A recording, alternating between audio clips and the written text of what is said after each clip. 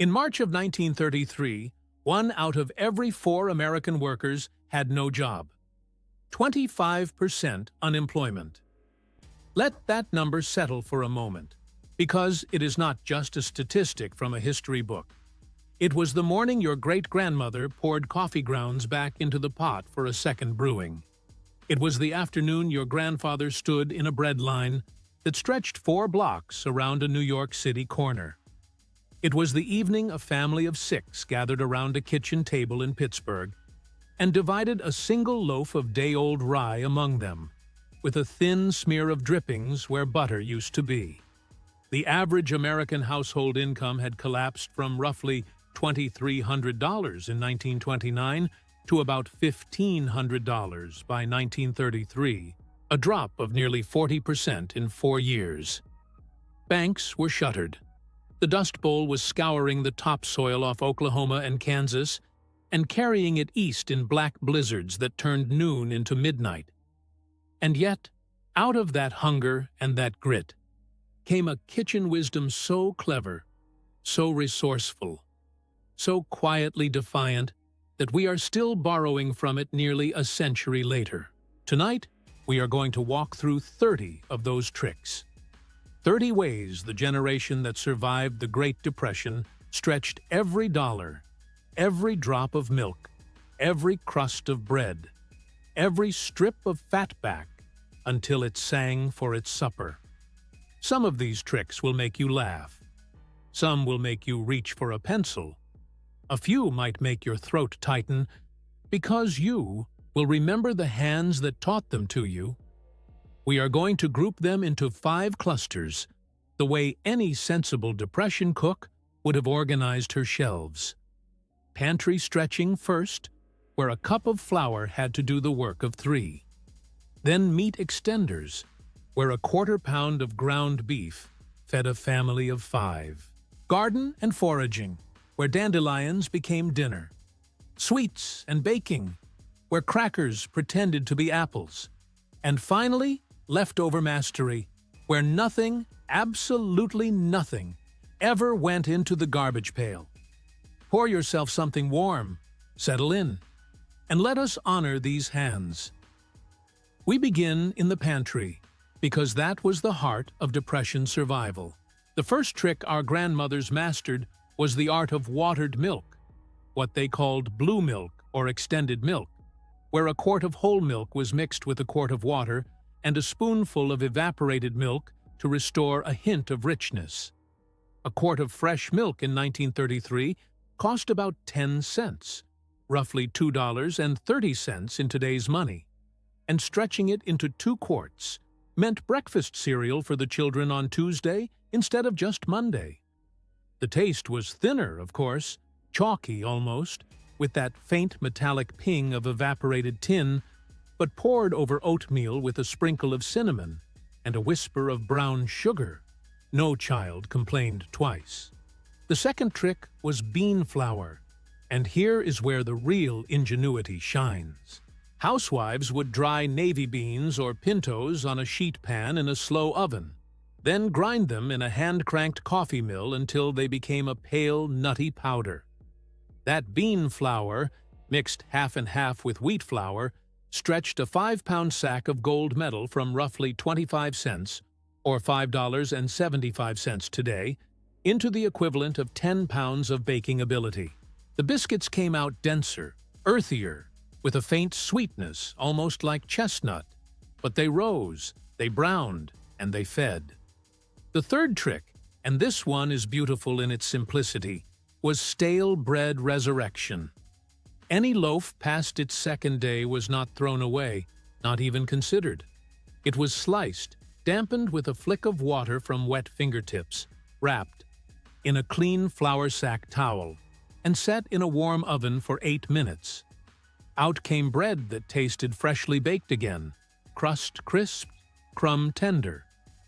In kitchens like Martha Eberhardt's, a composite farm wife outside Hays, Kansas, the smell of reviving bread on a Sunday morning was the smell of refusing to be beaten.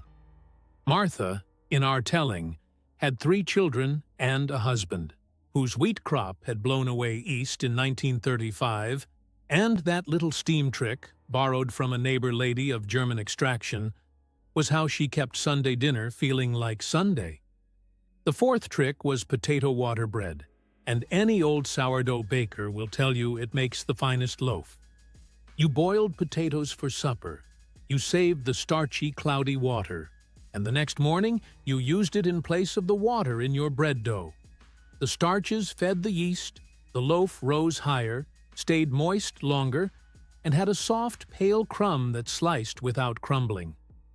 A 5-pound sack of potatoes ran about 19 cents in 1933, $4.40 today. And that same sack now did triple duty, as dinner, as bread water, and as the peels for your compost or your chicken yard. The fifth trick was coffee extension, stretching grounds by mixing them with chicory root, or roasted barley, or in desperate weeks, with roasted dandelion root ground fine. The brew was darker, more bitter, almost chocolatey at the edges, and 1 pound of coffee at about 30 cents could be stretched to feel like 2. Listen to that for a moment. 2 cups of coffee, 2 slices of resurrected bread, 2 children fed where there had been enough for only 1. That was the arithmetic of survival.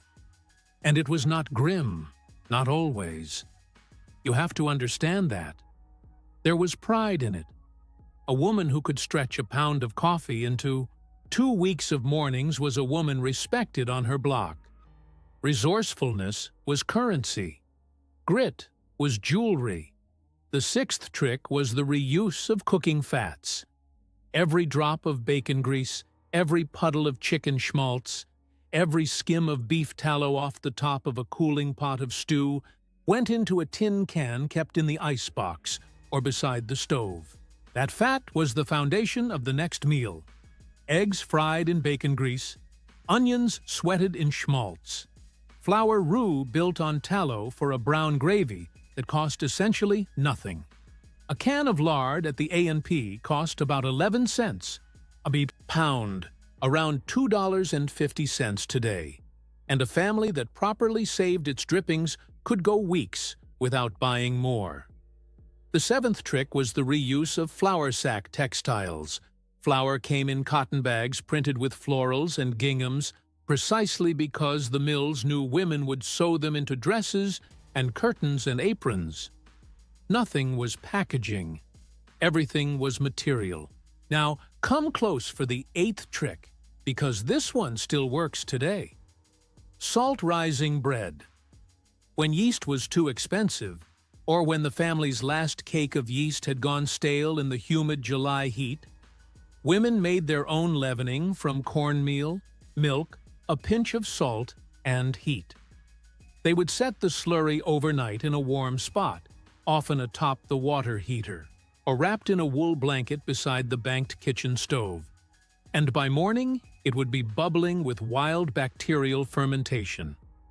The loaf that emerged had a sharp, almost cheesy tang and a fine white crumb that sliced beautifully for toast. It was science done in aprons, decades before anyone in a lab coat called it a microbiome. The ninth trick was powdered milk biscuits, stretching a single cup of whole milk into the work of 3 by cutting it with sifted dry milk and water. The 10th trick, and the one that closes out our pantry cluster, was the humble but mighty onion gravy, sometimes called water gravy, or poor man's gravy. You browned a sliced onion in a pan with a spoon of drippings, sprinkled in 2 spoons of flour, stirred it into a paste, then added water, a pinch of salt, and a shake of pepper. In 2 minutes, you had a brown, savory gravy that turned a piece of dry toast into a supper. In Pittsburgh, in tenements along the Monongahela, in kitchens like Frank Sawinski's, the Polish steelworker whose mill had cut him to 2 shifts a week, onion gravy over bread was often Thursday's dinner, and Frank ate it with the dignity of a man who had worked hot metal all day and come home to a wife who could make something from nothing. Now picture that kitchen for a second. the coal stove ticking as it cooled, a single bare bulb on a chain, the smell of yellow onion caramelizing in pork fat, sharp and sweet, and almost painfully good, a kettle whistling somewhere, a radio in the parlor playing FDR's second fireside chat, that calm patrician voice saying, "The only thing we have to fear is fear itself." That was the soundtrack. That was the air those recipes were breathed into. Now we turn to the second cluster, the meat extenders, because in Depression households, meat was not the center of the plate. Meat was a flavoring agent. A quarter-pound of ground chuck was not a hamburger. It was the seasoning for an entire pot. The 11th trick on our list is perhaps the most famous dish to come out of those years, Hoover stew.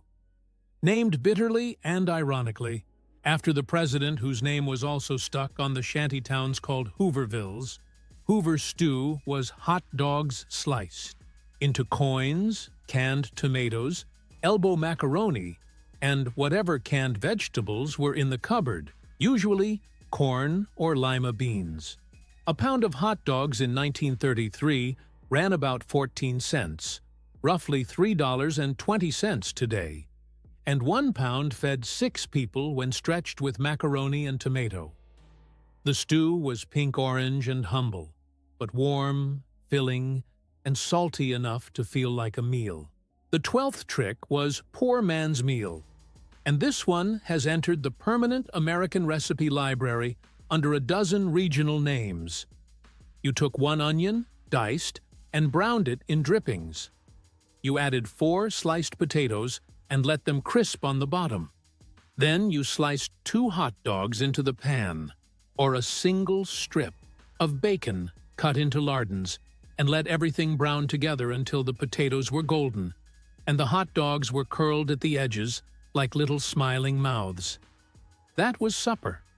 Total cost in 1933, about 7 cents, $1.60 today, and it fed a family of 4. Even now you can walk into a diner in Scranton or Akron or Buffalo and order a version of this meal, although it will be called something fancier on the menu. The 13th trick was liver loaf and organ meat loaves, because in 1933 a pound of beef liver cost 5 cents, calf brains cost 3 cents a pound, and a whole beef heart could be had for a dime. Organ meats were what the butcher could not sell to fancier customers, so they were the Depression housewife's treasure. Mixed with breadcrumbs, a beaten egg, and a slosh of milk, ground liver became a loaf that sliced like meatloaf and tasted surprisingly mild when seasoned with sage and onion. The 14th trick was bone broth kept perpetually on the back of the stove, simmering for days, topped off with vegetable peels and the ends of carrots and the stems of parsley, and ladled out as the base for every soup that week.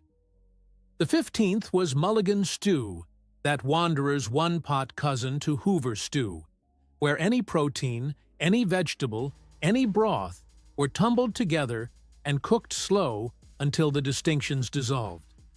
Mulligan was originally a hobo camp dish, cooked over open fires in railroad yards by men riding the rails looking for work, each man contributing what he had: a single potato, a handful of carrots, a bone saved from a kinder household's table. The 16th trick was meat paste, grinding the last cold scrap of Sunday's roast with a spoonful of mayonnaise and a pinch of mustard powder, spreading it on crackers or bread for lunch the next day. The 17th was the skillet meatloaf stretched with oatmeal, because rolled oats cost about 5 cents a pound, and 1 cup of oats bound into a pound of ground meat gave you a loaf that sliced beautifully and fed 7 instead of 4. The 18th was chicken feet, simmered for 6 hours with onion and a bay leaf, yielding a broth so rich with natural gelatin that it set like jello in the icebox overnight. Chicken feet cost almost nothing, often free from the butcher if you asked politely, and any Jewish, Polish, Italian, or Chinese grandmother in America could tell you they made the finest stock in the world. Now pause with me again, because we are halfway through. Imagine Martha in Kansas again, standing at her back door in a faded gingham apron, throwing a handful of scraps to 3 hens that pecked around a dusty yard. Those 3 hens were her insurance policy. 2 eggs a day from each. A Sunday chicken once a season when one stopped laying. The feet went into the stock pot. The feathers went into a pillow. Nothing was wasted. There was a reverence in that economy that our great-grandmothers would never have named as reverence. They would have called it just common sense. The 19th trick begins our 3rd cluster, garden and foraging. And this is the cluster where the wild world came indoors to feed the family. Dandelion greens, picked young and tender in April and May before they turned bitter, were boiled twice, the first water discarded, then dressed with a splash of vinegar and a crumble of bacon. They tasted peppery, earthy, a little like arugula with a smoky edge. They were free. They grew in every vacant lot in America.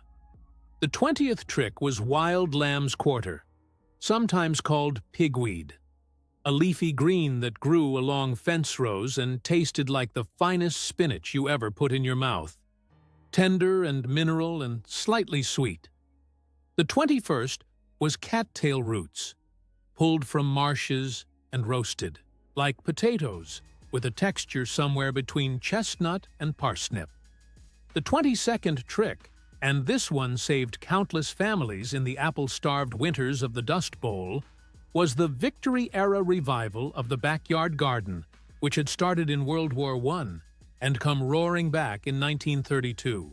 A packet of seeds from the Burpee catalog cost 5 cents, just over $1 today, and a single packet of pole beans could yield 30 pounds of beans over a summer, enough to can 20-quart jars for the winter.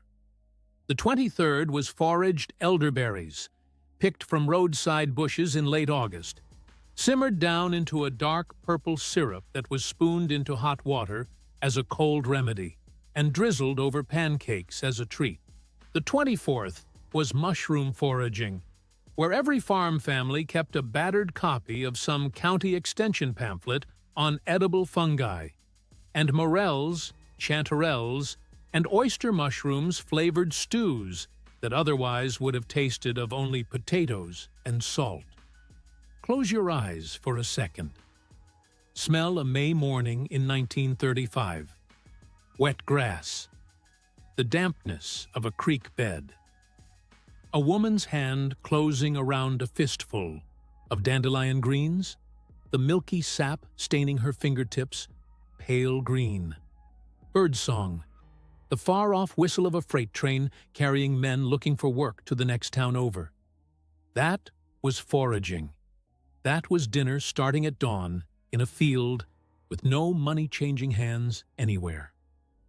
Now we come to sweets and baking, our 4th cluster, because even in the depths of want, a family needed something sweet.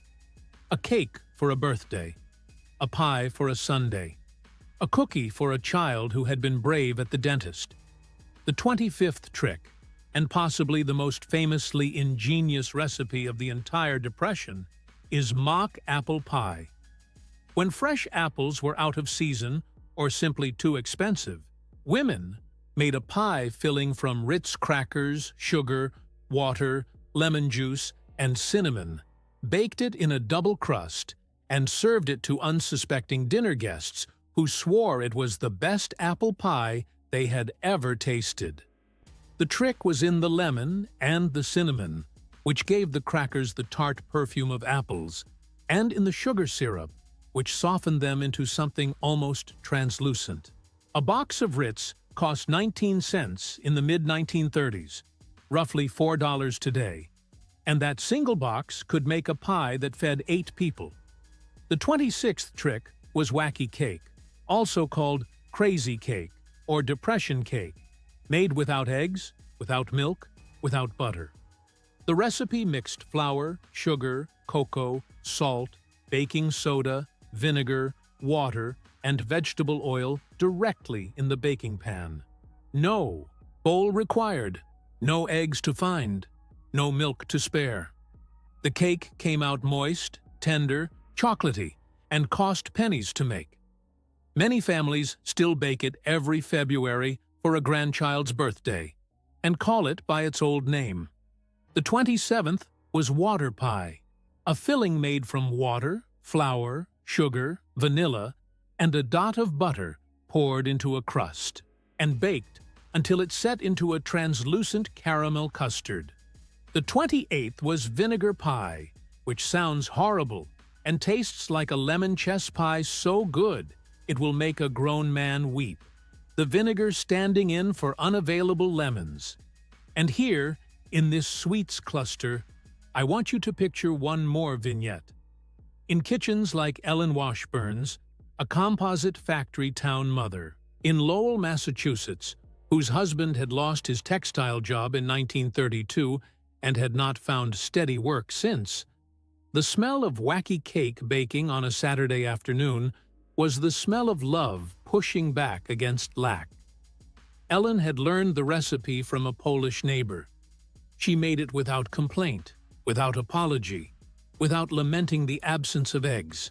Her 3 children sat on the linoleum floor and took turns licking the spoon. The cake cooled on the windowsill. Snow fell outside. That evening, after supper, each child got a slice dusted with powdered sugar. And for an hour, in that tiny kitchen, nobody in the world was poor. Our 5th cluster, leftover mastery, is the final and maybe the most revealing, because it shows us most clearly how a Depression kitchen thought about food. Nothing ended. Meals flowed into each other. Sunday's roast became Monday's hash, Tuesday's soup, Wednesday's sandwich filling. The 29th trick was bread pudding, and every family had its own version. Day-old bread, cubed and packed into a buttered pan, soaked in a custard of eggs, milk, sugar, and a grating of nutmeg, studded with whatever dried fruit was on. Hand, raisins often, sometimes currants, sometimes chopped dried apple. Baked for 40 minutes until it puffed and bronzed on top, served warm with a spoon of sweetened condensed milk poured over, it turned a loaf that was going stale into the dessert of the week. The 30th trick is the one that ties all the others together, and it is less a recipe than a philosophy. Call it soup from everything.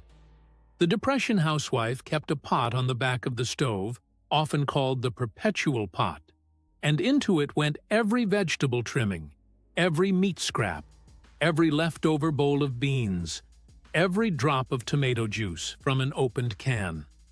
At the end of each day, that pot was simmered, seasoned, and served as the next day's lunch or Thursday's supper. It was never the same soup twice. It was always satisfying. It was the literal embodiment of the verb to stretch, a verb these women used so often it practically became a kitchen mantra. Stretch the milk, stretch the meat, stretch the hours, stretch the dollar, stretch the season, stretch. Think about all 30 of those tricks together for a moment, not individually, but as a whole system, a whole philosophy of the table. These were not separate hacks. They were an interlocking way of life. The grease you saved from Tuesday's bacon-fried Wednesday's onions for Thursday's gravy to pour over Friday's day-old biscuits made with Monday's potato water. The bones from Sunday's chicken became Tuesday's stock, which became Wednesday's soup, which became Thursday's base for dumplings. Every ingredient had 3 lives, sometimes 4. Every pan had a purpose, and that purpose often included feeding the next pan. And here is the deep secret, the part I want you to carry home tonight. This was not a cuisine of deprivation. The people who lived through the Depression almost never described their cooking that way. They described it as resourceful, as careful, as respectful of the ingredients. They described the women who taught them as geniuses. A grandmother who could stretch a soup bone into 3 meals was not pitied. She was admired. Her daughters learned from her. Her granddaughters wrote her recipes down in mead composition books that still sit in kitchen drawers across this country. We live, today, in a time of almost unimaginable abundance compared to 1933. The average American household throws away roughly $1,500 worth of food a year. $1,500 uneaten, rotting in refrigerators, scraped off plates into garbage disposals, bagged up and sent to landfills. Somewhere out there, a great-grandmother who taught her daughter how to resurrect bread with a wet towel and a warm oven is turning over in her grave. Not in judgment, I don't think. She was too kind for that. But perhaps in wonder. Perhaps in quiet sadness. Perhaps in the hope that somewhere, someone is still listening, still carrying those tricks forward, still honoring her hands. That is my invitation to you tonight. Pick one. Just one. One of these 30 tricks. The one that speaks to you loudest. Maybe it is the potato water for your next loaf of bread. Maybe it is the onion gravy over toast on a rainy Tuesday. Maybe it is a pot of soup started from vegetable scraps you would have thrown away. Maybe it is a wacky cake for a birthday, baked right in the pan, no bowl, no eggs, just the quiet satisfaction of making something beautiful from almost nothing. Try it this week. Notice how the kitchen smells. Notice how the food tastes. Notice maybe that a piece of someone you loved is suddenly standing beside you at the counter. And then, if you would, tell me something in the comments. Which one of these 30 tricks did your grandmother use?